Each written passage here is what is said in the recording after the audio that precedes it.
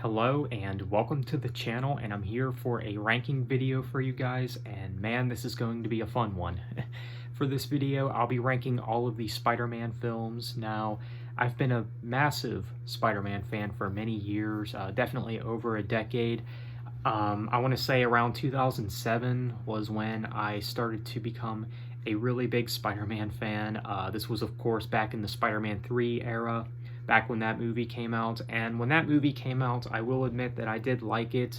Of course, maybe because I was a newly fan of Spider-Man. Now, I've always liked his character before. I've played the games back in the early 2000s and stuff like that, but I never actually saw the movies until around this point. And I still think the movie is overhated. I don't think it's as bad as many fans say, but it is one of the weaker Spider-Man films in my opinion. And of course, I'm sure you guys could probably already guess that it's going to be in the second half of this ranking. Now, keep in mind, I actually like all the Spider-Man films. I don't think that there ever technically has been a bad one, even what's last in this ranking. And I will not be including Into the Spider-Verse or anything like that, the animated film. I've actually never seen that one. I'll have to pick that one up at some point because, well, I do have all the other Spider-Man films on DVD, so that's one that I should consider picking up as well. But yeah, I do enjoy all the Spider-Man films. Yeah, so this is, of course, based on my opinion, so let's go ahead and get started. I'll be going from worst to best. So what I have last is The Amazing Spider-Man 2. Now, there was a point where I actually did like this one more than the first one, but that's kind of changed over time. Now, there is still a lot of things that I do like about The Amazing Spider-Man 2. For one, I think the suit is way better. I think the suit in The Amazing Spider-Man 2 is much better than it was in the first one. I know many people say that the first Andrew Garfield Spider-Man suit was, basically his basketball suit, and yeah, I can definitely see why. But yeah, the suit is definitely better in the second one. Has some of the best swinging scenes, I think, from Spider-Man. And as far as the villains are concerned, they're okay. I think Electro is definitely the best villain in this one. The Goblin, of course, played by Dane DeHaan, who was in Chronicle, which is, I think, a very underrated film. His portrayal of Goblin, kind of just meh, in my opinion. Not the worst thing, but it's whatever. And then there's, of course, the Rhino, which, there's really no need for, the Rhino to be in this film, I think. Especially since, it kind of left off on a cliffhanger. Never came out with the Amazing Spider-Man 3, which, well, they still might. There still is rumors about that, even to this day. There's still talks about there being one in the works, so the possibility is there, but yeah, the Rhino, just kind of a meh villain in this film. So yeah, I think Electro is maybe the best villain in this film. I think he's alright. And of course, we can't forget about the ending where Gwen Stacy dies. Of course, that's one of the more emotional scenes between this and the first Andrew Garfield film. But yeah, it's an alright movie. There's definitely things I do like about it, and I don't think it's as bad as many fans say. But it probably is the weakest of the Spider-Man films, the live-action ones. So next we have Spider-Man 3, the last one with Tobey Maguire, at least for a while. Yeah, this film, it's alright. I think it's an alright film. It's definitely the worst of the Tobey Maguire trilogy, and I think many fans can agree on that. Some people even go as far to say that this movie wasn't good at all, which I think that's taking it a little too far. I think this movie is okay. It's an okay movie, but of course, it has some of the worst scenes ever in Spider-Man films. Of course, the dancing scenes when Tobey Maguire is dancing, of course. I mean, that's just, it's cringeworthy. Now, of course, when I first saw the movie when I was younger, didn't really think much of it, but of course, when you're older and you mature, you notice certain things, and you especially for me, as a film writer myself, there's things that I'm like, did they really need to do things this way? I believe that, and I know that other film reviewers like Chris Stuckman have even said that they could have taken the script in a different direction, and that Harry Osborn would have actually made a better main villain than Venom would have. There's even been debates on whether or not Venom really needed to even be in this film. So there is that argument as well. As far as Topher Grace as Eddie Brock is concerned, aka Venom, I think he's okay. I definitely prefer Tom Hardy as Venom, and I think many people do as well. So yeah, but Topher Grace, he's okay. He's an okay Venom. There's just a lot of okay things about this movie, in my opinion. But yeah, I do think that Harry Osborn, aka the New Goblin, would have made a better main villain, and I definitely agree with some people when they say that the whole trilogy was building up to that anyway, building up to this whole conflict between Peter and Harry. So yeah, that is something worth noting. And then there's, of course, Sandman that got thrown into this movie as well. Decent character, you know, and then there's that whole plot about how it's discovered that he was actually the one who killed Uncle Ben in from the first Spider-Man film, and how Peter went after the wrong guy and everything. I mean, there's, of course, that subplot, which some people have even stated that that's kind of a waste of a subplot, but what are my thoughts on that? I'm not really sure what to think of it. It's kind of intriguing, kind of fascinating, but did it really need to happen? I'm not so sure on that. Yeah, there is, like with The Amazing Spider-Man 2, there are things that I do like about Spider-Man 3 as a movie, but overall, it's definitely the worst of the Spider-Man Sam Raimi trilogy. So next, we have The Amazing Spider-Man, the first one. Now, like I said, there was a time where I did like the second one more, but, you know, after rewatching this one again, there's things that I've grown to appreciate with this one. It's not all bad. Of course, the Lizard is the villain in this one. He's an okay villain, I think. And it's basically a reboot of the first Spider-Man, you know. Peter Parker becomes Spider-Man, you know, he loses Uncle Ben and all that, so it's basically a remake of the first one, a reboot at that.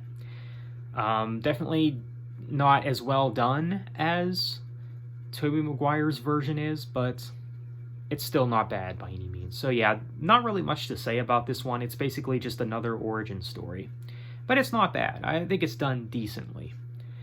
So next, I'm going to have to go with probably Spider-Man Homecoming.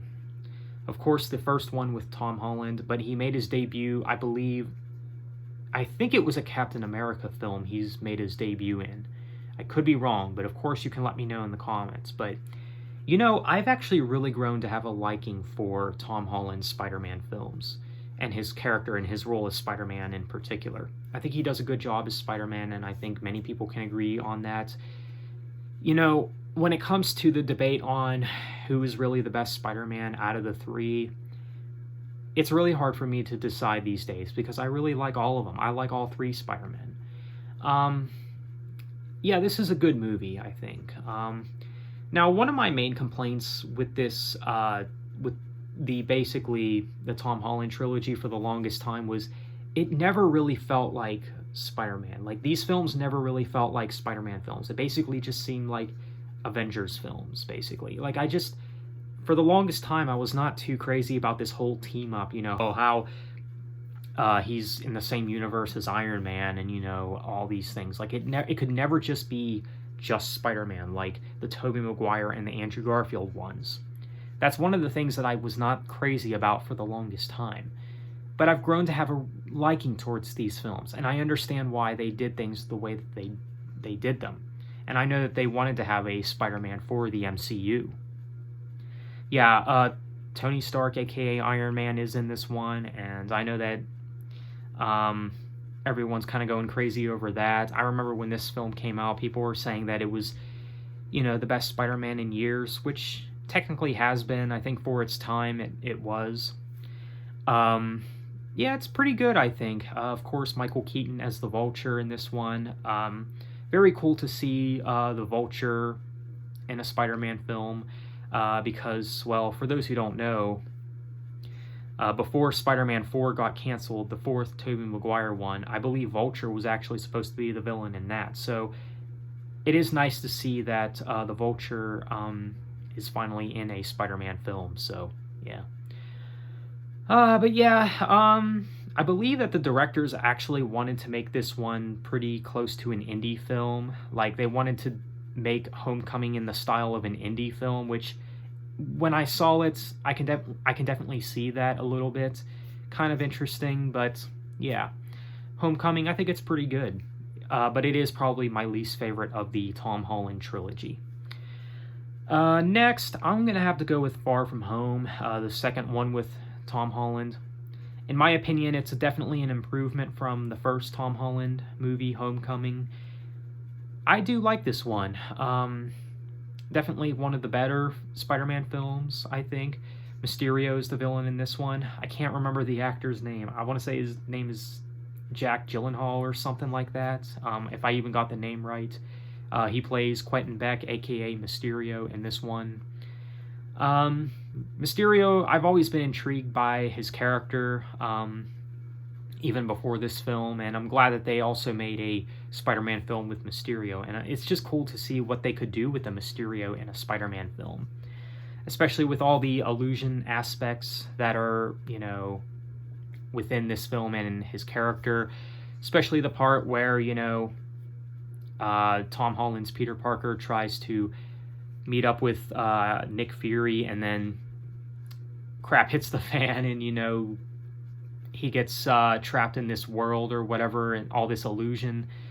And that whole sequence was just all very cool to watch and everything, and it makes you wonder what the editors were on when editing this scene. It's very cool, and it's very creative as well.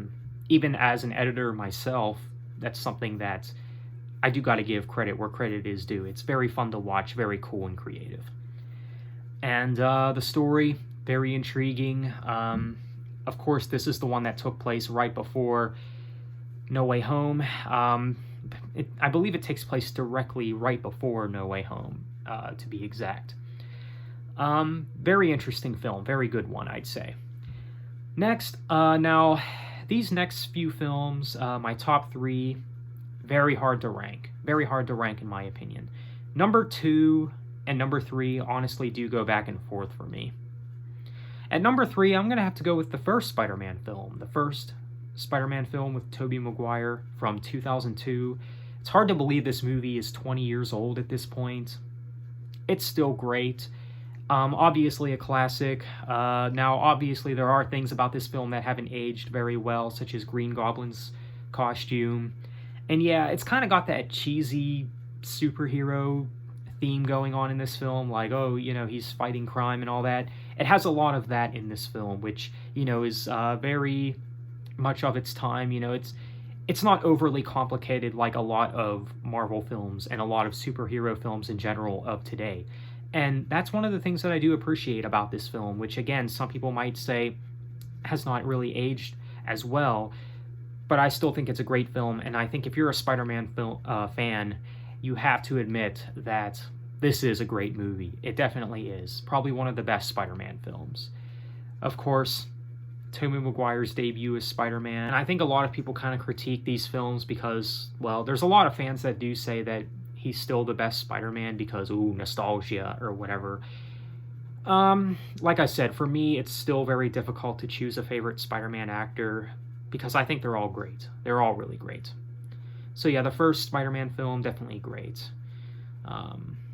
Next, I'm going to have to go with No Way Home, the third Tom Holland one, the finale of his trilogy. Some might say it's surprising that I do have this one above the first Spider-Man film with Tobey. This is a great movie, though.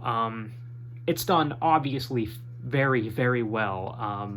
I believe it's one of the most watched movies in theaters ever. I believe it's made some kind of high chart or something like that. It's done very well as far as charts and everything are concerned. Definitely worth the hype for sure. Really great Spider-Man film. Obviously, one of the things that make this one of the best Spider-Man films is the fact that all three Spider-Men are featured in this film. Of course, Tom Holland, Tobey Maguire, and Andrew Garfield all feature in this film, as well as most of the villains as well. Now, there are villains that they have left out, of course, like Tobey Maguire's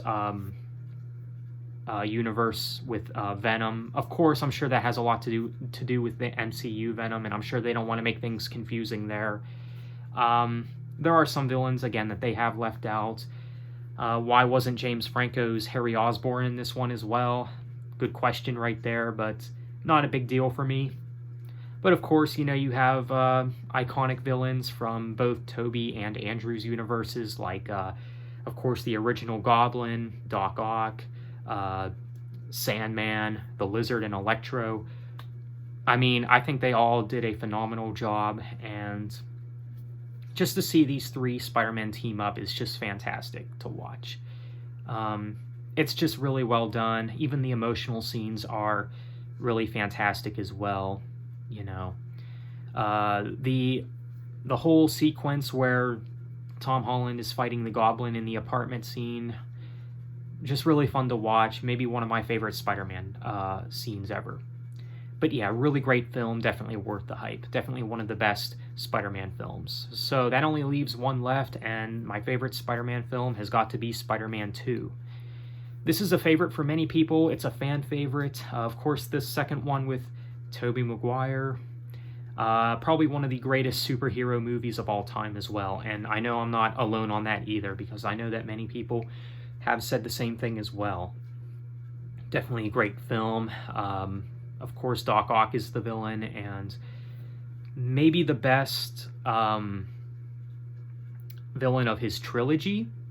That is, of course, if you don't include the Goblin, because the Goblin in No Way Home I do think is better than he was in the first Spider-Man film, but we're not including No Way Home. We're just counting the, as far as Tobey's trilogy is concerned, I do think that Doc Ock is probably the best villain of his trilogy. Definitely a great film. The action scenes are very fun to watch, especially the whole train scene where Spider-Man is fighting Doc Ock on the train. Definitely one of the coolest scenes to watch in any Spider-Man film. Just how all that played out was very cool, and yeah, definitely a great film. So Spider-Man 2 has got to be my favorite Spider-Man film, and it's #1 for me. So there you have it. That is my ranking for the Spider-Man movies. Let me know what you guys think. How would you rank the Spider-Man movies? Feel free to let me know. So with that said, be sure to leave a like and subscribe if you haven't already. Thank you for watching. Have a nice day, and take care.